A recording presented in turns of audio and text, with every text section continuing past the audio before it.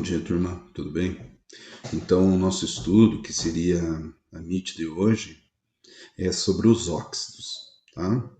Então, vejam aqui alguns óxidos que são, para vocês entenderem qual é a aplicação e aonde que estão esses compostos inorgânicos. Então, o óxido de cálcio, que é utilizado na preparação da argamassa da construção civil, né? A cal, é um óxido, tá? Os óxidos são compostos binários, em que o oxigênio é o elemento mais eletronegativo. Então, sempre se perguntarem para vocês o que é um óxido. Óxido é um composto binário. O que é um composto binário? Que tem dois elementos e um é o oxigênio. E o oxigênio tem que ser o elemento mais eletronegativo, tá?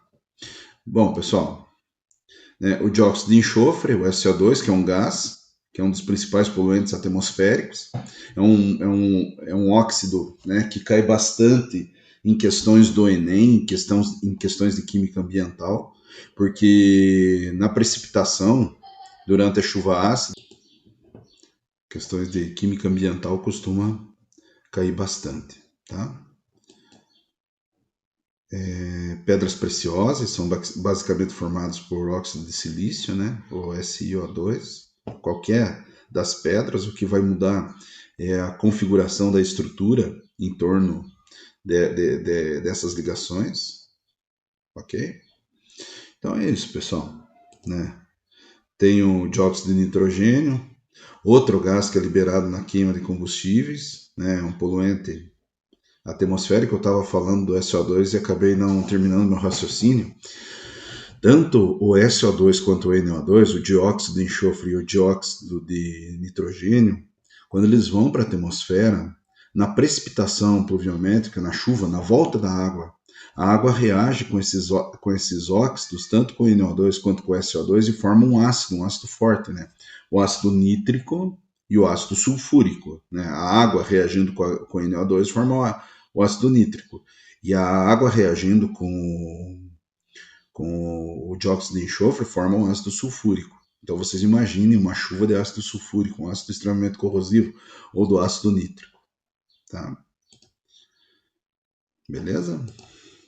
Bom, pessoal, então como que a gente vai fazer? Primeira coisa é a definição. É vocês baterem o olho. Como que vocês identificam um ácido? Lembrando, nós estamos estudando funções inorgânicas, tá? Funções inorgânicas a gente estuda ácido, base, sal e óxido, tá? Bom, o ácido ele tem aquele hidrogênio ionizado. A base tem o OH, tá? O sal é um produto da reação de neutralização ácido-base. Então, se você coloca um ácido e uma base para reagir, né, o hidrogênio do ácido e a hidroxila da base reagem formando a água, o que restar vai formar o sal. E o óxido é um composto binário. O que é composto binário? Composto que tem dois elementos químicos, ó. Tá? Tem dois elementos químicos e obrigatoriamente, né, tem que ter oxigênio e o oxigênio tem que ser o elemento mais eletronegativo. Então, três coisas que definem o óxido: substância binária, dois elementos, obrigatoriamente com oxigênio, e o oxigênio tem que ser o elemento mais eletronegativo. É o oxigênio ligado a alguma coisa, e desde que o oxigênio seja o elemento mais eletronegativo. Claro, né, pessoal, o oxigênio, ele só não é mais eletronegativo que o flúor. Existe a formação de um composto que é o OF2, tá? Isso aqui não é um óxido. Aliás, isso aí não se classifica em nenhum grupo de composto, tá? Bom, vamos seguir aqui. Deixa eu só apagar isso aqui.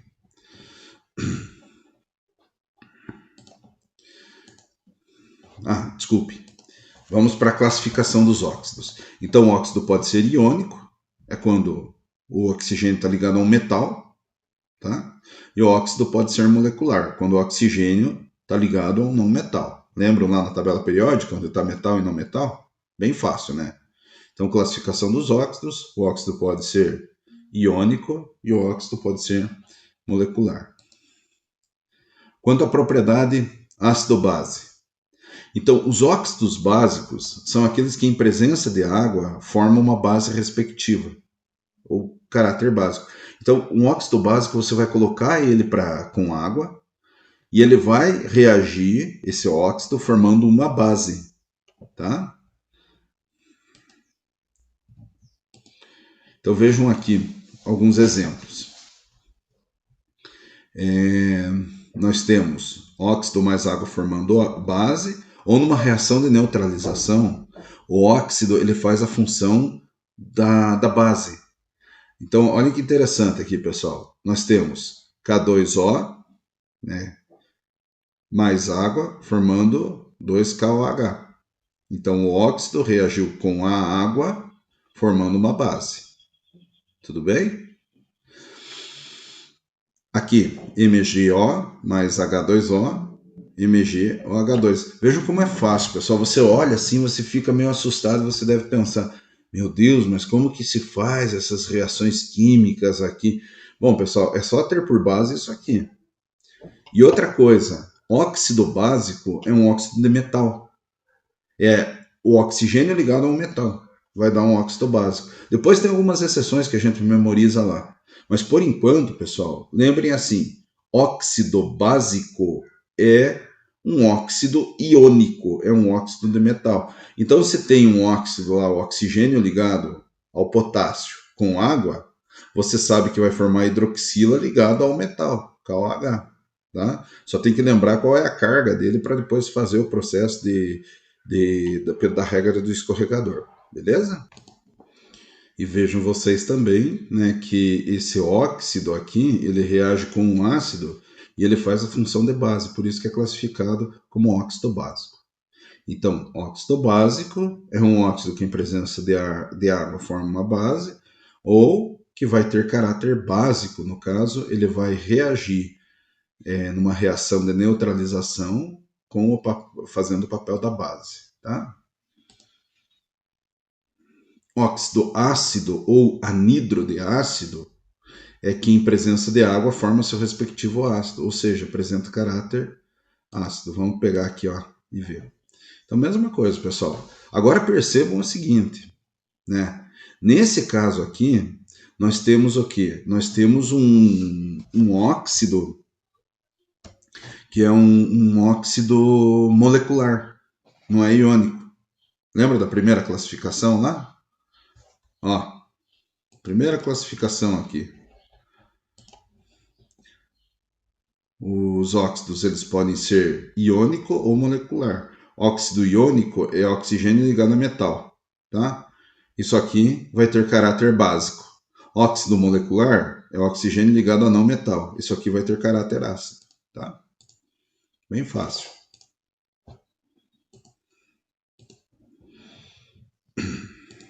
Então aqui, ó, nós temos esse óxido reagindo com água, formando ácido.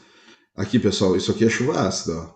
É a reação da chuva ácida, que nós tínhamos falado do trióxido de enxofre. O trióxido de enxofre é o dióxido de enxofre, desculpa, ele vai para a atmosfera, ele reage com o oxigênio do ar, forma um SO3.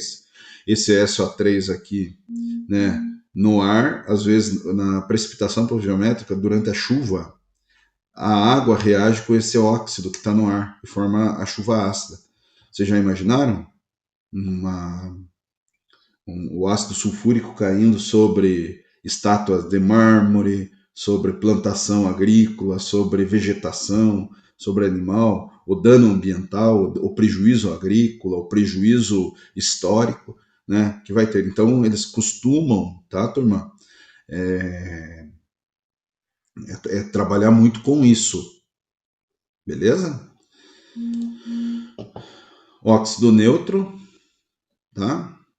São os óxidos que são moleculares, ele não reage com água, nem com bases ou ácidos, conhecidos também como óxido indiferente. Os mais importantes, esses três vocês têm que memorizar, beleza, pessoal?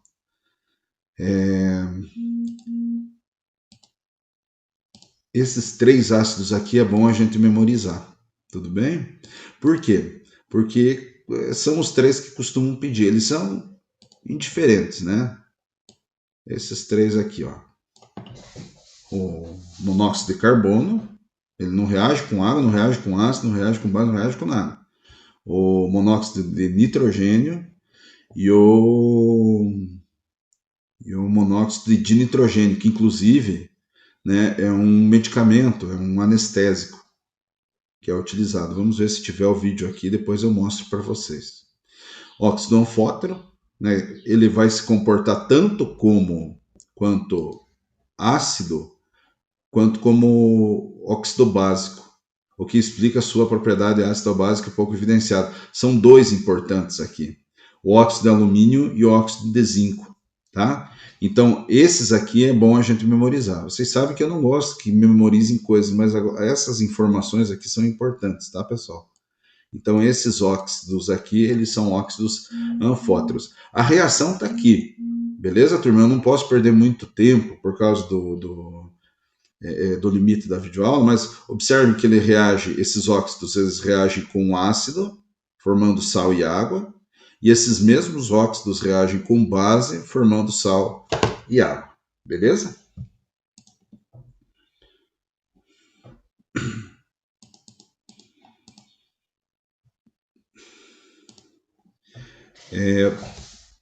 Nomenclatura. Então, para óxido iônico, para aqueles óxidos de metais, bem fácil, pessoal. Você vai escrever óxido e o nome do elemento. Se ele tiver carga, você vai colocar óxido de terminação oso ou ico, ou terminação 2 ou 3. Vamos lá? Então, aqui, ó, Na2, ó, vai ser o quê? Óxido de sódio. Ele tem, lembrando que esses metais aqui, que estão aqui, eles têm carga fixa, né? Família 1A, família 2A, alumínio, zinco e prata. Eu já tinha comentado isso com vocês lá em bases, tá? Então, de novo, óxido de sódio, tá? E óxido de zinco, beleza? Aqui, pessoal, óxido de cálcio e óxido de alumínio. Tudo bem? Então, para óxido iônico, que tem carga fixa, eu vou escrever óxido e o nome do elemento. Quem que são os elementos que têm carga fixa? Família 1A, 2A, alumínio, que tem carga mais 3, zinco, que tem carga mais 2, e a prata, que tem carga 1. Para metais de carga variável, eu posso escrever óxido de e a carga em algarismo romano do elemento, ou ico e os para carga maior e carga menor. Então pode ser assim, ó. Veja um oxigênio, ele tem duas variações de carga. Aqui a carga mais 2 e aqui a carga mais 3. Então posso escrever óxido de ferro 2, como está aqui, ou óxido de ferro 3 para carga maior, ou óxido ferroso para quem tem carga menor e óxido férrico. Mesma coisa aqui o cobre. Eu posso colocar óxido de cobre 1 para o que tem carga 1 e óxido de cobre 2 para quem tem carga 2. Para quem tem maiores cargas, eu posso colocar óxido cuproso ou óxido cúprico. Tá, pessoal? E o óxido molecular, né, aqueles óxidos de não metais, eu vou colocar mono de tri, na óxido de. Esse mono às vezes entra, não tem necessidade de entrar, mas de tri. Vamos entender. Ó, quantos oxigênios eu tenho aqui? Tenho 2. Então, para óxido molecular, eu vou colocar di, prefixo, óxido de carbono. Veja, posso colocar dióxido de monocarbono? Posso, não tem problema. Mas é dióxido de ou só carbono, tá? Aqui, ó, monóxido de nitrogênio. Beleza, pessoal? Bem fácil. Só para finalizar, deixa eu mostrar para vocês aqui a utilização do N2O. Vejam, o óxido nitroso, o chamado gás do riso, ele é utilizado, né, para fazer anestesia em cirurgias dentárias. Então, por meio de uma máscara, o paciente inala uma mistura de óxido nitroso, tá? O óxido nitroso, após ser inalado, ele alcança os pulmões, né, que tem grande capacidade de expansão, ele passa pelos alvéolos pulmonares. Daí, rapidamente o gás começa a circular pela corrente sanguínea e ruma em direção ao cérebro, ao sistema nervoso central, onde vai fazer a ação. A ação do gás é no córtex cerebral, região relacionada aos sentimentos de medo, ansiedade e autocensura. Acredita-se que ele reduz as transmissões nervosas no córtex. Uma eventual vontade de rir é efeito secundário, então a pessoa fica rindo às vezes.